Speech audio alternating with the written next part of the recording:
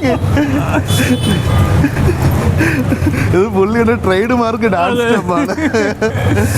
അങ്ങനെ തൃശ്ശൂരിൽ നിന്നുള്ള ഒരു വൈറൽ താരത്തെ തിരുവനന്തപുരത്ത് വെച്ച് ഞാൻ കണ്ടുമുട്ടിയിരിക്കുകയാണ്. പ്രജോത് മാഷ് എന്നാണ് പൊതുവെ സോഷ്യൽ മീഡിയയിൽ അറിയപ്പെടുന്നത്. ഇദ്ദേഹത്തിൻ്റെ താങ്കളുടെ ആദ്യമായിട്ട് ഞാൻ ശ്രദ്ധിക്കപ്പെടുന്നതെന്ന് വെച്ച് ഒരു വീഡിയോ എന്ന് വെച്ച് കഴിഞ്ഞാൽ താങ്കൾ വെറുതെ നിൽക്കുന്നു മോഹൻലാലിൻ്റെ ഒരു പാട്ടുണ്ട്.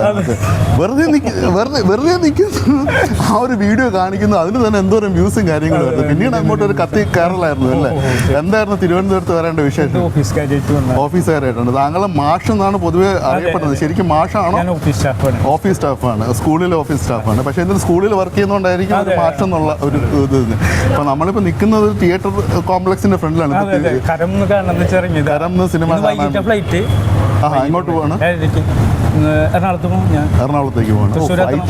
ഫ്ലൈറ്റിലാണ് എറണാകുളത്ത് നിന്ന് തിരുവനന്തപുരം റിട്ടേൺ എല്ലാം ഫ്ലൈറ്റിൽ തന്നെ. ഓ അങ്ങനെ. അപ്പം ഭയങ്കര തിരക്ക് പിടിച്ച ഒരു ഇതാണ്. അപ്പം എന്തെങ്കിലും ഒരു ഡാൻസ് സ്റ്റെപ്പ് വേണോ? വെറുതെ ഇട്ടേക്ക്.